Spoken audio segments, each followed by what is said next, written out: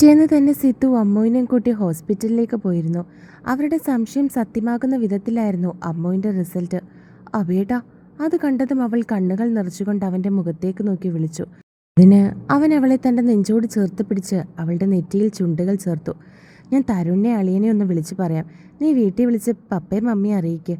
അവൻ സന്തോഷത്തോടെ അവളെ നോക്കി പറഞ്ഞതും അവളും തലയാട്ടി. അവൾ അവളുടെ മമ്മിയെ വിളിച്ച് കാര്യങ്ങളൊക്കെ പറഞ്ഞു. ആ സന്തോഷ വാർത്ത കേട്ടതും അവളുടെ പപ്പയ്ക്കും മമ്മിക്കും പിന്നെ അവളെ കാണാതെ ഒരു സമാധാനവും ഇല്ലായിരുന്നു. അവരപ്പോൾ തന്നെ അശ്വിനെയും കൂട്ടി സിദ്ധുവിൻ്റെ വീട്ടിലേക്ക് വന്നിരുന്നു. ആദ്യം അവർക്ക് ജ്യൂസുമായിട്ട് ഹാളിലേക്ക് വന്നു. ആദിയുടെ കണ്ണുകൾ ആദ്യം എത്തിയത് അശ്വിനിലായിരുന്നു. അവനും അവളുടെ മുഖത്തേക്ക് തന്നെ നോക്കി. ഇരുവരും ഒരു പുഞ്ചിരി കൈമാറി. അമ്മേ, ഇതാണ് ആദിത്യ. അശ്വിൻ പതിയെ അവൻ്റെ മമ്മിയോട് പറഞ്ഞതും അവർ അവളെ നോക്കി. സിദ്ധുവിൻ്റെ അമ്മുവിൻ്റെയും കല്യാണത്തിന് അവളെ കണ്ട ഒരു ഓർമ്മ അവർക്കുണ്ടായിരുന്നു. അത് കേട്ടതും അവർ അടുത്തിരുന്ന പപ്പയോടും അവളെ കാണിച്ചു കൊടുത്തുകൊണ്ട് പരിചയപ്പെടുത്തി. അത് കേട്ടതും ആദിത്യ അശ്വിൻ്റെ പപ്പയുടെയും മമ്മിയുടെയും മുഖത്തേക്ക് നോക്കി. മോനെല്ലാം പറഞ്ഞിരുന്നു, ഞങ്ങളൊരു ദിവസം മോടെ വീട്ടിലേക്ക് വരുന്നുണ്ട്. അവൻ്റെ മമ്മി ആദിയുടെ മുഖത്തേക്ക് നോക്കി പറഞ്ഞതും അവൾ അവരെ നോക്കിയൊന്ന് പുഞ്ചിരിച്ചു. പിന്നെ അശ്വിൻ്റെ മുഖത്തേക്ക് നോക്കി. അവൾ നോക്കുന്നത് കണ്ട് അവൻ അവളെ നോക്കി കണ്ണു ചിമ്മി കാണിച്ചു. മോളിവൻ്റെ കാര്യം വീട്ടിൽ പറഞ്ഞിട്ടുണ്ടോ? വീട്ടിലെ അച്ഛനും അമ്മയൊക്കെ സമ്മതിക്കുമോ? അവൻ്റെ പപ്പ സംശയത്തോടെ അവളോട് ചോദിച്ചു. അവളുടെ അച്ഛനോടും അമ്മയോടും ഞാനും സിദ്ധുമോനും കൂടി സംസാരിക്കാന്ന് കരുതി ഇരിക്കുക. നിങ്ങൾ പറഞ്ഞാൽ അവർ രണ്ടുപേരും സമ്മതിക്കുമെന്നാണ് ഞങ്ങളുടെ വിശ്വാസം. അത് കേട്ട് മുത്തശ്ശി അയാളെ നോക്കി പറഞ്ഞു. അതേ പപ്പേ, അങ്കിളിനോടും ആൻറ്റിയോടും മുത്തശ്ശിയും അവിയേട്ടനും കൂടി സംസാരിക്കും. ഇവർ രണ്ടുപേരും പറഞ്ഞാൽ ഇവളുടെ അച്ഛനും അമ്മയും കേൾക്കുമെന്നാണ് ഇവരൊക്കെ പറയുന്നത്. മുത്തശ്ശി പറഞ്ഞതുപോലെ എനിക്കത് ഈ വിശ്വാസമുണ്ട്. പക്ഷെ എന്നാലും പപ്പയും മമ്മിയും കൂടി പോയി ഇവളെ ചോദിക്കണം. ചോദിക്കാതിരുന്നിട്ട് ഇനി ഇവളെ ചേട്ടായിക്ക് അവർ കൊടുത്തില്ലെങ്കിലോ? അമ്മു ചിരിച്ചുകൊണ്ട് പറഞ്ഞതും അവരെല്ലാവരും പുഞ്ചിരിച്ചു. അങ്ങനെയൊന്നും ഉണ്ടാവില്ല അമ്മു. നല്ലതല്ലാത്തൊരു ബന്ധവും ഞാനിവൾക്ക് വേണ്ടി കൊണ്ടു കൊടുക്കില്ലെന്ന് അവർക്ക് നന്നായിട്ടറിയാം. സിദ്ധു അവരെ നോക്കി മറുപടി പറഞ്ഞു. അത് മാത്രമല്ല, ചടങ്ങുകളൊക്കെ അതിൻ്റെ രീതിയിൽ തന്നെ നടക്കണം. മോള് വീട്ടിലൊന്ന് സൂചിപ്പിച്ചേക്ക്. ഞങ്ങൾ പെട്ടെന്നൊരു ദിവസം വീട്ടിലേക്ക് കയറി വരുമ്പോൾ അവർ അത്ഭുതപ്പെട്ട് നിൽക്കേണ്ടി വരരുത്. ഇല്ലെങ്കിൽ ഞങ്ങളുടെ മോൾ അങ്ങനെ ഒരാളെ പ്രേമിച്ചോ എന്ന് അവർ പരസ്പരം ചോദിക്കേണ്ടി വരും. മോളൊന്നും അവരോട് തുറന്ന് പറഞ്ഞില്ലല്ലോ എന്നുള്ള വിഷമം അവർക്കുണ്ടാവും. അശ്വിൻ്റെ മമ്മി അവളെ നോക്കി പറഞ്ഞു. അതിന് ആദ്യം അവരെ രണ്ടുപേരെ നോക്കി സമ്മതം എന്ന പോലെ തലയാട്ടി. അവർ വീണ്ടും അശ്വിൻ്റെയും ആദിയുടെയും വിവാഹകാര്യം ഓരോന്നും സംസാരിക്കാൻ തുടങ്ങി. എല്ലാവരും തങ്ങളുടെ വിവാഹകാര്യം സംസാരിക്കുന്നത് കേട്ടതും അവൾ അശ്വിൻ്റെ മുഖത്തേക്ക് നോക്കി. അവൻ്റെ കണ്ണുകളും അവളുടെ മുഖത്ത് തന്നെയായിരുന്നു. അവളിൽ മിന്നിമായുന്ന ഭാവങ്ങൾ നോക്കി കാണുകയായിരുന്നു അവൻ. മോളെ കുറച്ച് ദിവസം അവിടെ കൊണ്ടുവന്ന് നിർത്തു സിത്തു. ഇവിടെ മുത്തശ്ശി മാത്രമല്ലേ ഉള്ളൂ. ആദ്യത്തെ 3 മാസം നല്ലതുപോലെ നമ്മൾ സൂക്ഷിക്കണം. മുത്തശ്ശിക്ക് അവളെ നോക്കാനൊന്നും പറ്റില്ലല്ലോ. അവളുടെ മമ്മി സിദ്ധുവിൻ്റെ മുഖത്തേക്ക് നോക്കി പറഞ്ഞു. ഇത് കേട്ടതും സിദ്ധു അമ്മുവിനെ നോക്കി. അവൻ അവളെ പിരിഞ്ഞു നിൽക്കാൻ ഒട്ടും പറ്റില്ലായിരുന്നു. പിന്നെ ഒരു കണക്കിന് അവളുടെ മമ്മി പറഞ്ഞതും കറക്റ്റാണ്. അവൻ അവളുടെ മുഖത്തേക്ക് നോക്കി അത് ചിന്തിച്ചിരുന്നു. അവൻ തൻ്റെ മുഖത്തേക്ക് നോക്കുന്നത് കണ്ടതും അമ്മു അവനെ നോക്കി പുരികം പൊക്കി എന്താണെന്ന് ചോദിച്ചു. തൻ്റെ മുഖത്തേക്ക് നോക്കി ഇരിക്കുന്നുണ്ടെങ്കിലും അവൻ മറ്റെന്തയോ ചിന്തയിലാണെന്ന് അവൾക്ക് മനസ്സിലായി. മോനെന്താ ഒന്നും മറുപടി പറയാത്തത്? അവൻ അതിന് മറുപടി ഒന്നും പറയാഞ്ഞതും അവളുടെ പപ്പ സംശയത്തോട് ചോദിച്ചു. അളിയന് നമ്മുടെ അമ്മുമ്മോളില്ലാതെ പറ്റില്ല എന്ന് പപ്പയ്ക്കും മമ്മിക്കും അറിയില്ലേ? അവളെ അങ്ങോട്ടേക്ക് വിടാൻ അളിയന് താല്പര്യമൊന്നും ഇല്ലായിരിക്കും. അവനൊന്നും മിണ്ടാഞ്ഞതും അശ്വിൻ പറഞ്ഞു. അതിന് സിദ്ധു അവനെ നോക്കിയൊന്ന് പുഞ്ചിരിച്ചു. ഇവർ പറയുന്നതിലും കാര്യമുണ്ട് സിദ്ധു. അമ്മുവിനെ ഇപ്പോൾ നല്ലതുപോലെ ശ്രദ്ധിക്കേണ്ട സമയമാണ്. നമ്മുടെ ഭാഗത്തു നിന്നൊരു തെറ്റുണ്ടാവാൻ പാടില്ല. എനിക്ക് വയ്യാതിരിക്കുകയാണെന്ന് അറിയാലോ. നീ ജോലിസ്ഥലത്തേക്ക് പോകാതെ ഇവിടെ ഇരിക്കാന്ന് വെച്ചാൽ അത് നടക്കുന്ന കാര്യമല്ല. അതുകൊണ്ട് അമ്മുമോളെ കുറച്ച് ദിവസം അവിടെ കൊണ്ടുവന്ന് നിർത്തുന്നതായിരിക്കും നല്ലത്. മുത്തശ്ശിയും അവനെ നോക്കി പറഞ്ഞു. അവളെ അവളുടെ വീട്ടിലേക്ക് വിടുന്നതിന് എനിക്കൊരു താല്പര്യക്കുറവും ഇല്ല മുത്തശ്ശി. പിന്നീട് സത്യം പറയുകയാണെങ്കിൽ അളിയൻ പറഞ്ഞതുപോലെ എനിക്ക് അമ്മു ഇല്ലാതെ പറ്റില്ല. എല്ലാവരും എന്നെ വിട്ട് പോയതിനു ശേഷം എനിക്ക് ആരെങ്കിലുമൊക്കെ ഉണ്ടെന്ന് തോന്നിയത് ഇവൾ എൻ്റെ ലൈഫിലേക്ക് വന്നപ്പോഴാണ്. ഇവള് പോയാൽ എനിക്ക് അതുപോലെ വിഷമം ഉണ്ടാകും. പക്ഷെ മുത്തശ്ശി പറഞ്ഞതുപോലെ ഇപ്പോൾ അവൾക്ക് നല്ലതുപോലെ കെയറിങ്ങും മറ്റും കിട്ടേണ്ട സമയമാണ്. ഓഫീസിൽ പോവാതെ വീട്ടിലിരുന്നാൽ ഒന്നും നടക്കില്ല. പ്രത്യേകിച്ച് തരുണിൻ്റെ വിവാഹം കൂടി കഴിഞ്ഞിരിക്കുന്ന ഈ സമയത്ത്. അല്ലെങ്കിൽ ഞാൻ അവനെ ഏൽപ്പിച്ചിട്ടാണെങ്കിലും അമ്മുവിനെ നോക്കി ഇവിടെ ഇരുന്നേനെ. ഇതിപ്പോൾ അവൻ്റെ കല്യാണം അങ്ങോട്ട് കഴിഞ്ഞ സ്ഥിതിക്ക് ഉടനെ ജോലിക്ക് വരണമെന്ന് പറയാൻ പറ്റില്ലല്ലോ.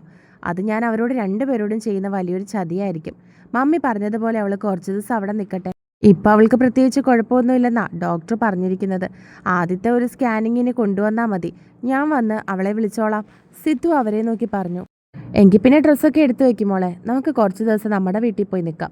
അവളുടെ പപ്പ അവളുടെ മുഖത്തേക്ക് നോക്കി പറഞ്ഞതും അവൾ ഒന്നും തന്നെ മിണ്ടാതെ ഇരുന്നു. അവളുടെ കണ്ണുകൾ സിദ്ധുവിൻ്റെ മുഖത്തായിരുന്നു. തന്നോട് വീട്ടിൽ പോയി നിൽക്കാൻ പറയുന്നുണ്ടെങ്കിലും അവൻ്റെ ഉള്ളിൽ മുഴുവൻ തന്നെ പിരിഞ്ഞിരിക്കാൻ പോകുന്നതിൻ്റെ വിഷമമാണെന്ന് അവൾക്ക് മനസ്സിലായി. അതുകൊണ്ട് തന്നെ അവളുടെ പപ്പ പറഞ്ഞതിന് അവൾ മറുപടി ഒന്നും തന്നെ പറഞ്ഞില്ല. മോളെ അമ്മു ചെല്ല്, പോയി ഡ്രസ്സൊക്കെ പാക്ക് ചെയ്യുക, മഴയുടെ ഒരു കോളുണ്ട്, മഴയ്ക്ക് മുമ്പേ നമുക്ക് ഇറങ്ങാൻ നോക്കാം. അവളുടെ മമ്മിയും അവളെ നോക്കി പറഞ്ഞതും അവൾ ഒന്നും മിണ്ടാതെ അവിടെ നിന്നും എഴുന്നേറ്റു. പിന്നെ മുറിയിലേക്ക് നടന്നു. സിദ്ധേട്ടനെ ഇവിടെ ഒറ്റയ്ക്കാക്കിയിട്ട് പോകാൻ അവൾക്ക് വലിയ താല്പര്യമില്ലെന്ന് തോന്നുന്നു. അവൾ ഒന്നും മിണ്ടാതെ മുറിയിലേക്ക് പോകുന്നത് കണ്ട് ആദ്യം അവരെ നോക്കി പറഞ്ഞു. ആദ്യം പറഞ്ഞത് ശരിയാണെന്ന് സിദ്ധുവിനും അറിയായിരുന്നു. അവനും അവിടെ നിന്നും പതിയെ എഴുന്നേറ്റ് മുറിയിലേക്ക് നടന്നു. സിദ്ധു മുറിയിൽ ചെന്നപ്പോൾ അവൾ ഡ്രസ്സൊന്നും പാക്ക് ചെയ്യാതെ കട്ടിലിൽ തന്നെ എന്തോ ആലോചിച്ചിരിക്കുകയായിരുന്നു. അമ്മു, അവൻ വിളിച്ചതും അവൾ അവൻ്റെ മുഖത്തേക്ക് നോക്കി. അവളുടെ കണ്ണുകൾ ചുവന്ന് കലങ്ങിയിരുന്നു. അയ്യോ അമ്മു, എന്താ, എന്തിനാ നീ കരയുന്നേ? അവൻ ആവലാതിയോടുകൂടി അവളോട് ചോദിച്ചു. അഭിയേട്ടന് ഞാനില്ലാതെ പറ്റുമോ? അവൾ കണ്ണുകൾ നിറച്ചുകൊണ്ട് അവൻ്റെ മുഖത്തേക്ക് നോക്കി തിരികെ ചോദിച്ചു. അമ്മു, നീ ഇപ്പോൾ ചോദിച്ച ചോദ്യത്തിൻ്റെ ഉത്തരം അതെന്നേക്കാൾ നന്നായിട്ട് നിനക്കല്ലേ അറിയാവുന്നത്? എന്നിട്ടും എന്തിനാടി എന്നോട് ഇങ്ങനെ ചോദിക്കുന്നത്? അത് പറയുമ്പോൾ അവൻ്റെ കണ്ണുകളും നിറഞ്ഞിരുന്നു. എന്നിട്ടാണ് എന്നോട് വീട്ടിൽ പോയി നിൽക്കാൻ പറയുന്നത്? കൊച്ചുകുട്ടികൾ ചോദിക്കുന്നത് പോലെ അവൻ്റെ മുഖത്തേക്ക് നോക്കി ചോദിച്ച അവളോട് എന്ത് മറുപടി പറയണമെന്നറിയാതെ അവൻ അവളെ ഇറുക്കി കെട്ടിപ്പിടിച്ചു. മോളെ, നിന്നെ പിരിഞ്ഞിരിക്കാൻ എനിക്ക് ഇഷ്ടമുണ്ടായിട്ടാണോ ഞാൻ നിന്നോട് വീട്ടിൽ പോയി നിൽക്കാൻ പറയുന്നത്? അവരൊക്കെ പറഞ്ഞത് നീയും കേട്ടതല്ലേ. നിനക്കിപ്പോൾ നല്ലതുപോലെ കെയറിംഗ് ഒക്കെ കിട്ടേണ്ട ടൈമാണ്. അവൻ അവളെ നോക്കി പറഞ്ഞതും അവളൊന്ന് കൂർപ്പിച്ചു നോക്കി. അത് കണ്ടതും സംശയത്തോടെ അവൻ തിരികെ നോക്കി. അഭിയേട്ടൻ എനിക്ക് പറഞ്ഞ സാധനം തരാറില്ലേ? അവൾ സംശയത്തോടെ അവനോട് ചോദിച്ചു. മോളെ, അതല്ല. അവൻ പറഞ്ഞതും അവൾ കൈകൾ ഉയർത്തി അവനെ തടഞ്ഞു. അഭിയേട്ടാ, ഞാൻ ഇവിടുന്ന് എൻ്റെ വീട്ടിൽ പോയി നിന്നാ ഞാൻ ഹാപ്പി ആകുമെന്നാണോ അഭിയേട്ടൻ കരുതുന്നത്? ഏട്ടനില്ലാതെ എനിക്ക് സന്തോഷത്തോടെ അവിടെ നിൽക്കാൻ കഴിയുമെന്ന് ഏട്ടന് തോന്നുന്നുണ്ടോ? ഇവിടെ നമുക്ക് ജോലിക്കാരായിട്ട് ചേച്ചിമാരില്ലേ? പിന്നെ എനിക്ക് മമ്മിയെ കാണണമെന്ന് തോന്നുമ്പോൾ കുറച്ച് ദിവസം മമ്മിയോട് ഇവിടെ വന്ന് നിൽക്കാൻ പറഞ്ഞാൽ പോരെ? എനിക്ക് അഭിയേട്ടനില്ലാതെ പറ്റില്ല. അവൾ കണ്ണുകൾ നിറച്ചുകൊണ്ട് അവൻ്റെ മുഖത്തേക്ക് നോക്കി പറഞ്ഞു. അമ്മു മോളെ, ഞാൻ നിന്റെ നല്ലതിന് വേണ്ടിയിട്ടാണ് പറഞ്ഞത്. അത് മാത്രമല്ല, ഈ സമയത്ത് അവരോടൊപ്പം പോയി നിൽക്കണമെന്ന് നിനക്കും ആഗ്രഹം കാണുമെന്ന് എനിക്ക് തോന്നി. അപ്പോൾ ഞാനായിട്ട് അതിനെതിരെ നിൽക്കണ്ടെന്ന് തോന്നിയതുകൊണ്ടാണ്. അല്ലാതെ നീ വീട്ടിൽ പോയി നിൽക്കണമെന്ന് എനിക്ക് ഒരാഗ്രഹവും ഇല്ല. അവനും അവളുടെ മുഖത്തേക്ക് നോക്കി പറഞ്ഞു. എനിക്ക് പോവണ്ട, അഭിയേട്ടനെ വിട്ടിട്ട് എനിക്ക് എങ്ങോട്ടേക്കും പോകണ്ട. അവൾ അവനെ ഇറുക്കി പിടിച്ചു, ഒരു കൊച്ചു കുഞ്ഞിനെ പോലെ. അവൻ്റെ കണ്ണുകൾ നിറഞ്ഞു. അവനവളുടെ നെറുകയിൽ തലോടി. സിദ്ധു അവളുടെ കൂടെ കുറച്ചു നേരം എവിടെ ഇരുന്നതിന് ശേഷം താഴേക്ക് ചെന്ന് അവരോടൊക്കെ കാര്യങ്ങൾ പറഞ്ഞു. അവൾക്ക് താല്പര്യമില്ലെങ്കിൽ പിന്നെ നിർബന്ധിച്ച് അവളെ കൊണ്ടുപോകണ്ട എന്ന് അവളുടെ പപ്പയും പറഞ്ഞതോടെ അമ്മ പോകുന്നില്ല എന്ന് തന്നെ വെച്ചു. അല്ലെങ്കിൽ എനിക്കറിയായിരുന്നു അമ്മുമോൾ അളിയനെ വിട്ടിട്ട് വരില്ല എന്ന്. അശ്വിൻ ചിരിച്ചുകൊണ്ട് പറഞ്ഞു. ഞാൻ കരുതിയത് അവൾക്കും കുറച്ച് ദിവസം അവിടെ വന്ന് നിൽക്കാൻ ആഗ്രഹം കാണുമെന്നാ. ഈ സമയത്ത് പെൺകുട്ടികൾക്കൊക്കെ അമ്മമാരുടെ കൂടെ നിൽക്കാനല്ലേ ആഗ്രഹം? സിദ്ധു അവരെ നോക്കി പറഞ്ഞു. അത് മറ്റുള്ള പെൺകുട്ടികൾക്ക്, അമ്മുമോൾക്ക് അങ്ങനെയല്ലെന്ന് എനിക്കറിയായിരുന്നു. കാരണം അവളിപ്പോൾ ഞങ്ങളെക്കാളൊക്കെ കൂടുതൽ സ്നേഹിക്കുന്നത് അളിയനെയാ. അശ്വിൻ പറഞ്ഞതും സിദ്ധു ഒന്ന് ചിരിച്ചു. അമ്മ അവരുടെ ഒപ്പം പോകുന്നില്ലെന്ന് പറഞ്ഞതും അവർ കുറച്ചു നേരം കൂടി കഴിഞ്ഞ് തിരികെ വീട്ടിലേക്ക് പോകാമെന്ന് തീരുമാനിച്ചു. ദിവസങ്ങൾ ഓരോന്നും കടന്നു പോകുന്തോറും അമ്മോൻ്റെ വയറ് വീർത്തു വന്നു. സിദ്ധു ഒരു കുഞ്ഞിനെ നോക്കുന്നത് പോലെയാണ് അമ്മോൻ്റെ കാര്യങ്ങൾ ഓരോന്നും നോക്കിയിരുന്നത്. അതിനിടയിൽ ആദ്യം അവളുടെ വീട്ടിൽ അശ്വിൻ്റെ കാര്യം അവതരിപ്പിച്ചു. അവളുടെ അച്ഛന് താല്പര്യക്കുറവൊന്നും ഉണ്ടായിരുന്നില്ല. കാരണം സിദ്ധുവിൻ്റെയും അമ്മോൻ്റെയും വിവാഹത്തിന് വന്നപ്പോൾ മനഃപൂർവ്വം അല്ലെങ്കിൽ പോലും അശ്വിനുമായിട്ട് അയാൾ സംസാരിച്ചിരുന്നു. അവൻ്റെ സംസാരത്തിൽ നിന്ന് തന്നെ അവൻ നല്ലൊരു പയ്യനാണെന്ന് അയാൾക്ക് അന്ന് തന്നെ തോന്നിയിരുന്നു. പിന്നെയും കുറച്ച് താല്പര്യക്കുറവ് പ്രകടിപ്പിച്ചത് അവളുടെ അമ്മയായിരുന്നു. അത് മറ്റൊന്നും കൊണ്ടല്ല, തൻ്റെ മകൾ അന്യജാതിക്കാരനെ പ്രേമിച്ചു എന്നറിയുമ്പോൾ നാട്ടുകാരും വീട്ടുകാരും എന്ത് വിചാരിക്കും എന്നുള്ള വിഷമമായിരുന്നു അവർക്ക്. എന്നാൽ അവസാനത്തെ വാക്ക് അവളുടെ അച്ഛൻ്റെ ആയതുകൊണ്ട് തന്നെ അയാൾ സിദ്ധുവിനെ വിളിച്ച് കാര്യങ്ങൾ അന്വേഷിക്കാമെന്ന് തീരുമാനിച്ചു. ആദ്യം അശ്വിൻ്റെ കാര്യം വീട്ടിൽ അവതരിപ്പിച്ച ദിവസം തന്നെ അയാൾ സിദ്ധുവിനെ വിളിച്ച് കാര്യങ്ങളൊക്കെ അന്വേഷിച്ചു. സിദ്ധുവും ആ ഒരു ബന്ധത്തിന് സപ്പോർട്ടാണെന്ന് പറയുകയും അതോടൊപ്പം മുത്തശ്ശിക്കും അത് താല്പര്യമുള്ള കാര്യമാണെന്ന് അവൻ അവതരിപ്പിക്കുകയും ചെയ്തു. അങ്ങനെ അവർ രണ്ടുപേരും തീരുമാനിച്ച പ്രകാരം അശ്വിനും വീട്ടുകാരും അവളുടെ വീട്ടിൽ പോയി സംസാരിച്ചു. ഈ വീട്ടുകാർക്കും താല്പര്യക്കുറവൊന്നും ഇല്ലെന്ന് കണ്ടതും ആദിയുടെ പഠിത്തം കഴിഞ്ഞതിന് ശേഷം അടുത്ത വർഷം വിവാഹം നടത്താമെന്ന് അവർ തീരുമാനിച്ചിരുന്നു. ഒരു ദിവസം അമ്മുവിനെയും കൊണ്ട് ചെക്കപ്പിന് പോയതാണ് സിദ്ധു. ഓരോ തവണയും ചെക്കപ്പിന് വരുമ്പോൾ എനിക്ക് പേടിയാണ് അഭിയേട്ടാ. ഡോക്ടർ എന്തായിരിക്കും പറയാൻ പോകുന്നതെന്നുള്ള ആവലാതിയാണ് എനിക്ക്. ഇതൊന്ന് കഴിഞ്ഞു കിട്ടുമ്പോഴാണ് സമാധാനമാകുന്നത്. ഹോസ്പിറ്റലിൽ നിന്നും ഇറങ്ങിയതും അമ്മു അവനെ നോക്കി പറഞ്ഞു. അതിന് അവൻ ചിരിച്ചുകൊണ്ട് അവളെ ഒന്ന് ചേർത്ത് പിടിച്ചു. പെട്ടെന്നാണ് അമ്മു ആരെയോ ചെന്ന് ഇടിച്ചത്. സോറി മോളെ, ഞാൻ കണ്ടില്ല. ഒരു പ്രായമുള്ള മനുഷ്യൻ അവളെ നോക്കി പറഞ്ഞു. അത് സാരമില്ല അങ്കിൾ, അറിയാതെയാണെന്ന് എനിക്ക് മനസ്സിലായി. അവളും തിരികെ അയാളോട് മറുപടി പറഞ്ഞു. നിതയുടെ അച്ഛനല്ലേ? പെട്ടെന്ന് എന്തോ ഓർത്തതുപോലെ സിദ്ധു അയാളെ നോക്കി ചോദിച്ചു. അത് കേട്ടതും അയാളും സംശയത്തോടെ അവൻ്റെ മുഖത്തേക്ക് നോക്കി. മോനെ, പെട്ടെന്ന് എന്തോ ഓർത്തതുപോലെ അയാൾ അവൻ്റെ കയ്യിൽ പിടിച്ചു. എനിക്ക് പെട്ടെന്ന് കണ്ടപ്പോൾ മനസ്സിലായില്ല മോനെ, നിങ്ങൾക്ക് സുഖമാണോ? അല്ല, എന്താ ഇവിടെ? അയാൾ സംശയത്തോടെ അവനോട് ചോദിച്ചു. സുഖമായിട്ടിരിക്കുന്നു അങ്കിൾ, പ്രത്യേകിച്ച് കുഴപ്പമൊന്നുമില്ല. അമ്മു പ്രഗ്നൻ്റാ, ഇന്ന് ചെക്കപ്പ് ഉണ്ടായിരുന്നു, അതിന് വന്നതാ. അവൻ ചിരിച്ചുകൊണ്ട് അയാളെ നോക്കി മറുപടി പറഞ്ഞതും അയാളൊരു പുഞ്ചിരിയോടെ തലയാട്ടിയിട്ട് അമ്മുവിൻ്റെ മുഖത്തേക്ക് നോക്കി.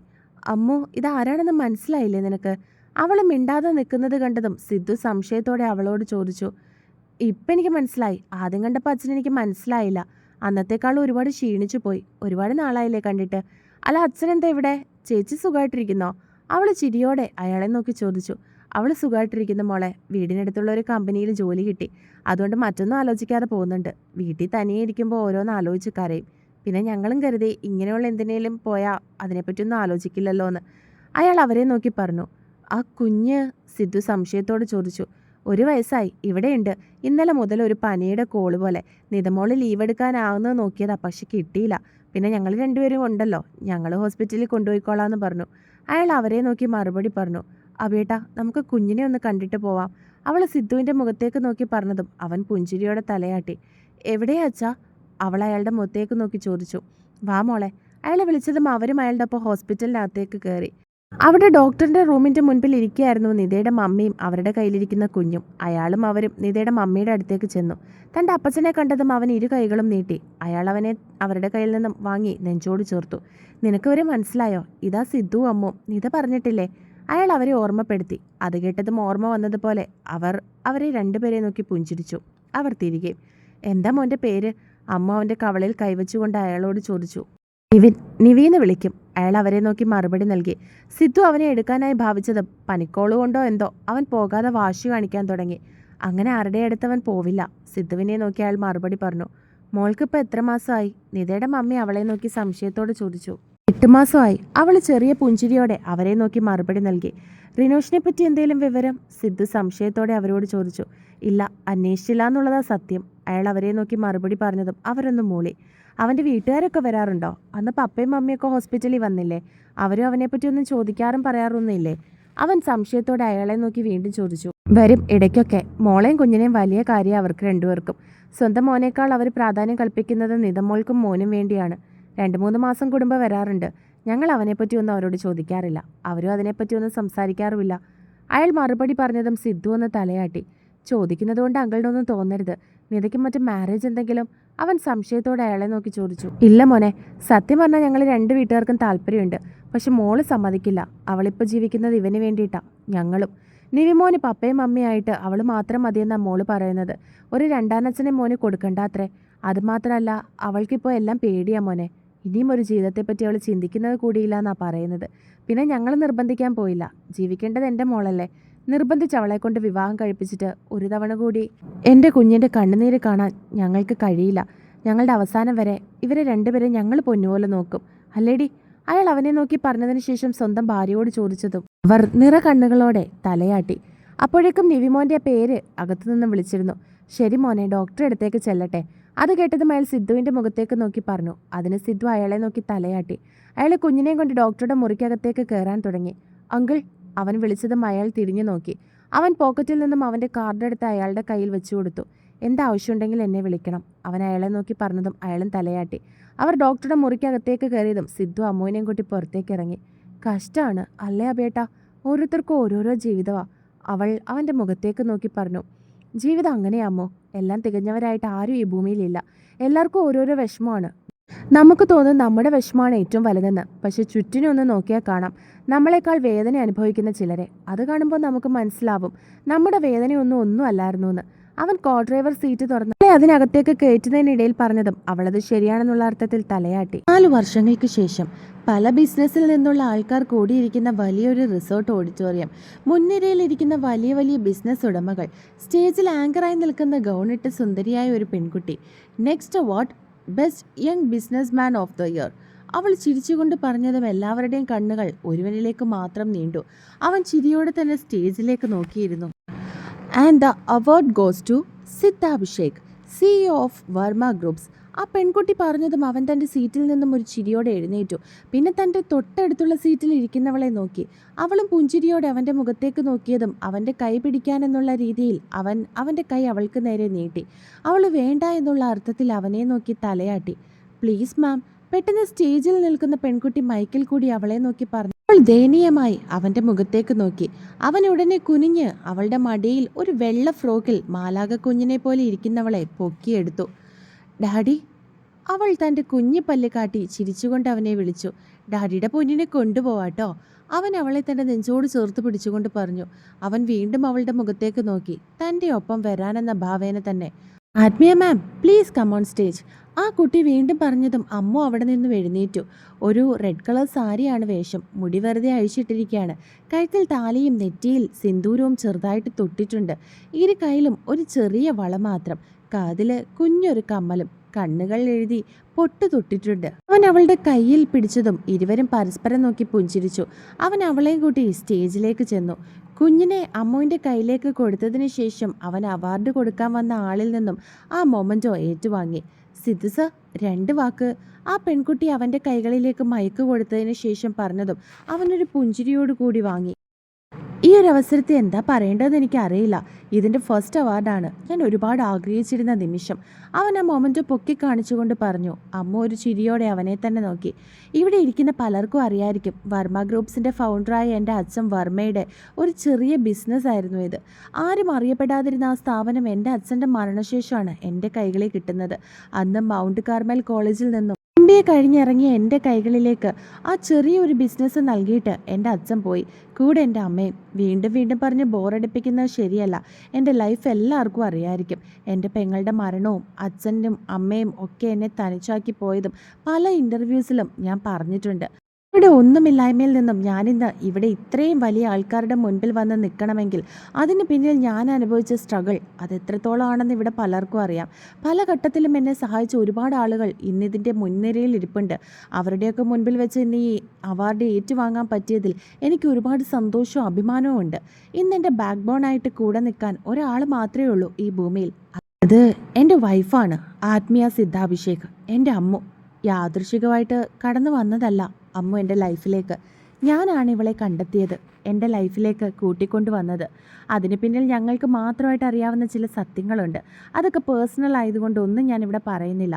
ഇന്നെന്നെ സ്ട്രോങ് ആക്കാനും തളർത്താനും ഈ ലോകത്ത് ഒരാൾക്ക് മാത്രമേ സാധിക്കുള്ളൂ. അതെൻ്റെ അമ്മുവിന് മാത്രമാണ്. കാരണം എൻ്റെ സ്ട്രെങ്ത്തും വീക്ക്നെസ്സും ഒക്കെ ഇന്ന് ഇവളാണ്. അവൻ അവളെ തന്നിലേക്ക് ചേർത്ത് പിടിച്ചുകൊണ്ട് പറഞ്ഞതും അവളൊരു ചെറു ചിരിയോടെ അവനിലേക്ക് ചേർന്നു. ഈ ഒരു അവസരത്തിൽ പറയാൻ സാധിക്കുമെന്ന് എനിക്കറിയില്ല, എങ്കിലും ഇത്ര ആൾക്കാരുടെ മുമ്പിൽ വെച്ച് ഞാൻ പറയും. അത് പറഞ്ഞുകൊണ്ട് അവൻ അവളുടെ മുഖത്തേക്ക് വീണ്ടും നോക്കി.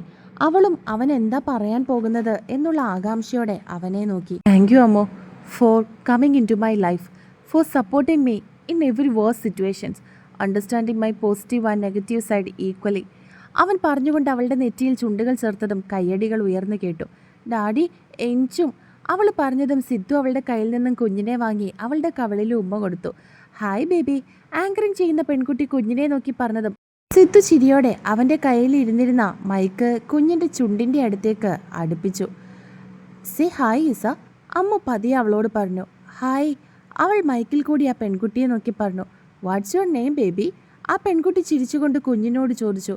ഇസ. അവൾ മറുപടി പറഞ്ഞു. You are really cute baby. ആ പെൺകുട്ടി വീണ്ടും കുഞ്ഞിനെ നോക്കി പറഞ്ഞതും അവൾ പുഞ്ചിരിച്ചു. താങ്ക് യു പറയ്, സിദ്ധു കുഞ്ഞിനോട് പറഞ്ഞു. Thank you. അവൾ മൈക്കിൽ കൂടി തന്നെ മറുപടി പറഞ്ഞതും ആ പെൺകുട്ടി ചിരിച്ചു. Okay, thank you sir. ആ പെൺകുട്ടി സിദ്ധുവിനെ നോക്കി പറഞ്ഞതും അവൻ തലയാട്ടി. പിന്നെ അമ്മുവിനെയും കുഞ്ഞിനെയും കൂട്ടി അവൻ സ്റ്റേജിൽ നിന്നും ഇറങ്ങി.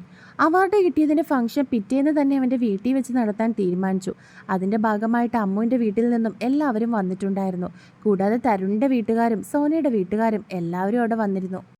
ഈ വയറും വീർപ്പിച്ച് നടക്കുന്നതൊക്കെ കൊള്ളാം. എവിടെയെങ്കിലും ചെന്ന് തട്ടി വീണ എൻ്റെ സ്വഭാവം മാറും.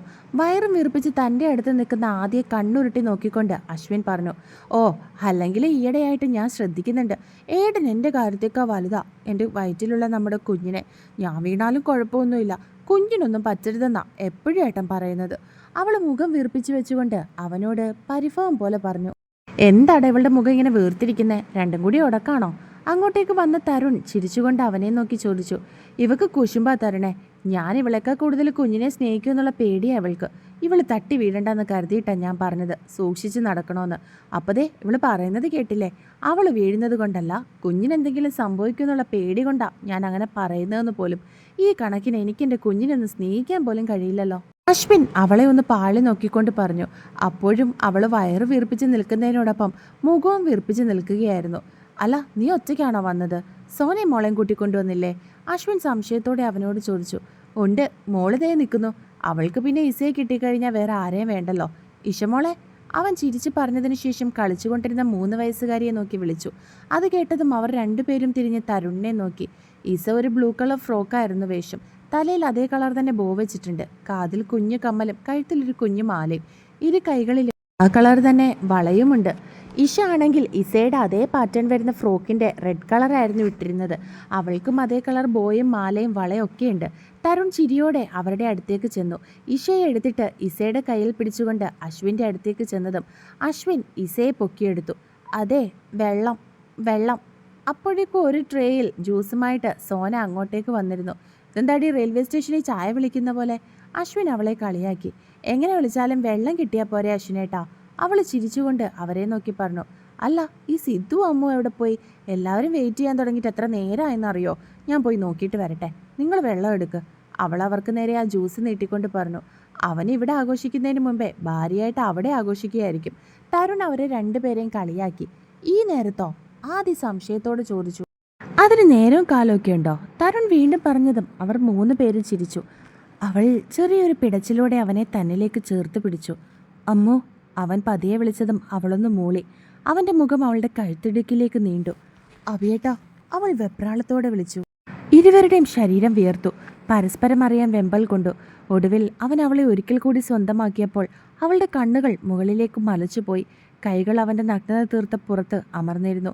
ഇരുവരുടെയും ശീൽക്കാരം ആ മുറിയിൽ ഉയർന്നു കേട്ടു. അമ്മോ! പെട്ടെന്ന് ആരോ വാതിൽ മുട്ടി വിളിച്ചതും സിദ്ധു അമ്മുവിൻ്റെ വാ പൊത്തിപ്പിടിച്ചു. അമ്മോ, ഇതുവരെ ഒരുങ്ങിക്കഴിഞ്ഞില്ലേ?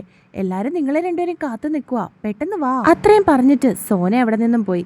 സിദ്ധു പൊത്തിപ്പിടിച്ചിരുന്ന അവൻ്റെ കൈകൾ അവളിൽ നിന്നും മാറ്റി. ഏട്ടാ, അവൾ പതിയെ അവനെ വിളിച്ചു. താങ്ക് യു അമ്മോ. എനിക്ക് നീ ഇല്ലാത്തൊരു ലോകം സങ്കല്പിക്കാൻ പോലും കഴിയില്ല. അത്രയും ജീവനാടി എനിക്ക് നിന്നെ. എൻ്റെ പ്രാണനാ. നിന്നോളം ഞാൻ ആരെയും സ്നേഹിച്ചിട്ടില്ല അമ്മോ, നമ്മുടെ മോളെപ്പോലും. അത്രയും ആഴത്തിൽ നീ എൻ്റെ ഉള്ളിൽ പതിഞ്ഞു പോയി. നിൻ്റെ ഈ ശരീരം, ഈ വിയർപ്പ്, ഈ സൗണ്ട്, ശ്വാസനിശ്വാസം, അതിനോളം മത്ത് പിടിപ്പിക്കാൻ വേറൊന്നിനും എൻ്റെ ലൈഫിൽ കഴിഞ്ഞിട്ടില്ല. എൻ്റെ എല്ലാമായി ഈ 5 വർഷം എൻ്റെ കൂടെ നിന്നതിന് ഞാൻ എന്താ അമ്മോ നിനക്ക് തിരികെ തരേണ്ടത്? അവൻ അവളുടെ മുഖത്തേക്ക് നോക്കി ചോദിച്ചു. എനിക്കൊന്നും വേണ്ട അഭിയേട്ടാ. ഈ 5 വർഷം എന്നെ സ്നേഹിച്ചതുപോലെ, സംരക്ഷിച്ചതുപോലെ ജീവിത അവസാനം വരെ എന്നോടൊപ്പം നിന്നാൽ മതി. അതിനുമപ്പുറം ഒരു സന്തോഷം എനിക്ക് വേറെ ഒന്നുമില്ല. അവളും തിരികെ അവനോട് മറുപടി പറഞ്ഞു. എൻ്റെ മരണം വരെ അതുണ്ടാവും. അവൻ അവളെ നോക്കി മറുപടി പറയുന്നതിനൊപ്പം തന്നെ വിയർപ്പ് കണങ്ങൾ നിറഞ്ഞ അവളുടെ നെറ്റിയിൽ അവൻ ചുണ്ടുകൾ ചേർത്തിരുന്നു.